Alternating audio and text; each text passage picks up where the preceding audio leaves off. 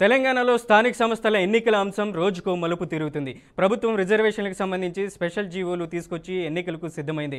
అటు ఎన్నికల సంఘం సైతం షెడ్యూల్తో పాటు నోటిఫికేషన్ రిలీజ్ చేసింది. అంతా ఎన్నికల మోడ్లోకి వెళ్లిన వేళ హైకోర్టు ప్రభుత్వానికి బిగ్ షాక్ ఇచ్చింది. రిజర్వేషన్లను నిలిపివేస్తూ సంచలన నిర్ణయం తీసుకుంది.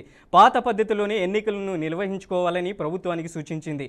దీంతో హైకోర్టు తీర్పుపై ప్రభుత్వం ఏ విధంగా ముందుకు సాగుతుందనే ఆసక్తి అందరిలో నెలకొంది. ఈ నేపథ్యంలో ఈ నెల 15న తెలంగాణ క్యాబినెట్ భేటీ కానుంది.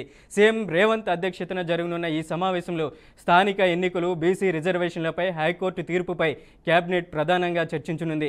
హైకోర్టు తీర్పు నేపథ్యంలో ఎన్నికల నిర్వహణకు ఉన్న మార్గాలేంటి అనే అంశంపై చర్చించనున్నారు. అదేవిధంగా రిజర్వేషన్ల అంశంపై సుప్రీంకోర్టులో పోరాడేందుకు ప్రభుత్వం సిద్ధమవుతుంది.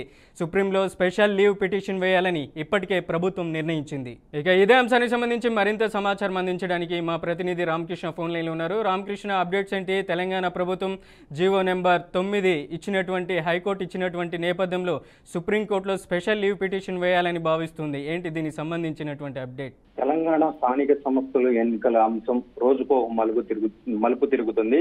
ప్రభుత్వం రిజర్వేషన్ సంబంధించి స్పెషల్ జీవో నంబర్ 9 తీసుకొచ్చిన విషయం మనందరికీ తెలిసిందే.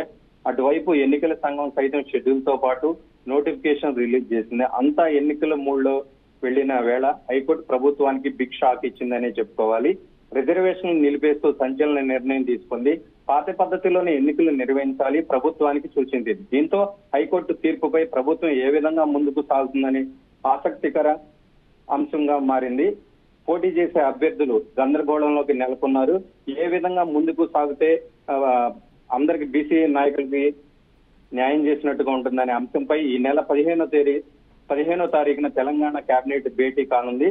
సీఎం రేవంత్ అధ్యక్షతన జరగనుంది. ఈ సమావేశానికి స్థానిక ఎన్నికలు, బీసీ రిజర్వేషన్లు, హైకోర్టు తీర్పుపై కేబినెట్ ప్రధానంగా చర్చించనుంది. హైకోర్టు తీర్పు నేపథ్యంలో ఇప్పటికే పిటిషనర్ ఎవరైతే ఉన్నారో వాళ్ళు సుప్రీంకోర్టులో కూడా ఫైల్ దాఖలు చేసి ఉంది. దీనికి సంబంధించి గవర్నమెంట్ తరఫున కూడా సుప్రీంకోర్టులో స్పెషల్ లీవ్ పిటిషన్ వేయాలని నిర్ణయించుకుంది. Right Ramakrishna, thank you for the updates.